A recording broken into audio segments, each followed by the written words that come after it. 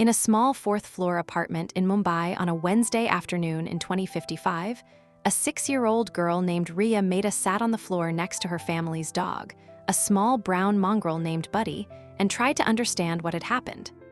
Buddy was 13 years old. He had been hers since she was 3. He had been her grandmother's before that, since the year Riya was born. He had not been breathing for 20 minutes. The veterinarian, on a video call, had explained gently that there was nothing to be done. Riya, who had never seen a thing die before, sat with her hands on Buddy's chest and waited for something to happen inside her. She waited for 10 minutes. Then she looked up at her grandmother, Asha, in the kitchen doorway, and said, "Nanny, can we program a dream of Buddy tonight? I would like to play with him again." This is not science fiction.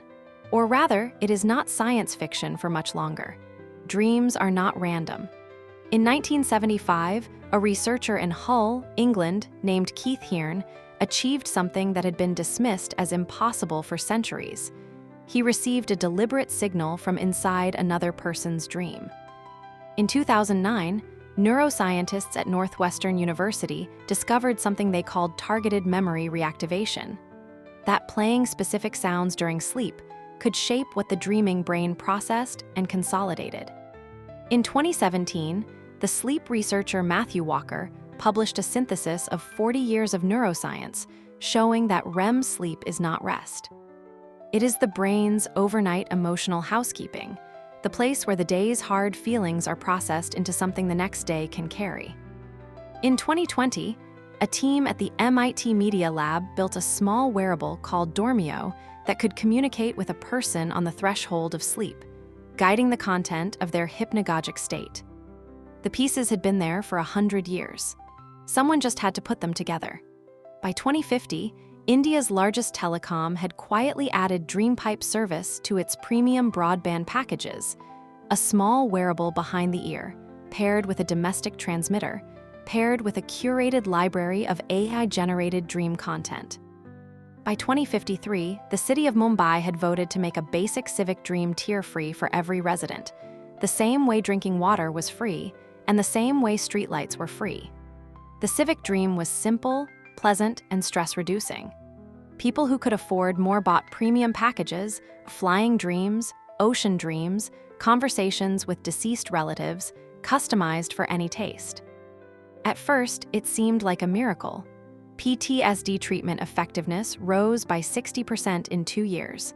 Suicide rates among adolescents fell to a level not seen since the 1970s. Adults with insomnia slept. The elderly with dementia woke up calm. Children, the children especially, slept through the night, every night with no nightmares. The first generation of Indian children to grow up with civic dreams was, by every measurable metric, the happiest, calmest, best-rested generation in the country's history. Here is the part that nobody had modeled, because alongside the gentleness, something was not happening. The thing that did not happen was the thing the brain does at 3 in the morning when grief is still fresh, the chaotic, awful, uncurated dream that takes the day's loss and turns it, slowly, into something the dreamer can survive. The work of grief is not done in the daytime. The work of grief is done in REM sleep, and the children of the civic dream had never had REM sleep do that work. They had never needed to, until they did. This is the thing Asha understood slowly over the weeks that followed. Riya did not become sad. Riya did not become angry. Riya did not lose interest in food or sleep or school. Riya, by every visible metric, was fine. She had been sad for 10 minutes about her dog, and then she had asked for a programmed dream, and then she had moved on. There was no part of her, awake or asleep, that was carrying Buddy through the slow process of becoming a memory. There was no part of her that knew how. The dreams she needed in order to grieve had never been the kind that the city was willing to send her. Asha thought that night about her own husband, dead now 8 years. She thought about the 1.5 years of unprogrammed dreams that had carried her through it, terrible dreams, beautiful dreams, dreams in which she screamed at him and dreams in which he held her, all of them necessary, all of them the work of becoming someone who could continue. She thought about the granddaughter she loved, who had been spared every one of those dreams, and what had been taken from her in the sparing. Pain had always been a teacher. The civic dream had quietly fired the teacher. And nobody, In any of the public health reports, or the policy briefings, or the bright, optimistic launch presentations, had thought to ask what would happen to a generation that had never been taught.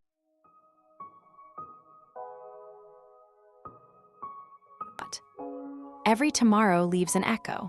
Some echoes are made of the things we chose, kindly, to forget. We will be listening for the next one. Next on Echoes of Tomorrow, the last skill that was still worth learning.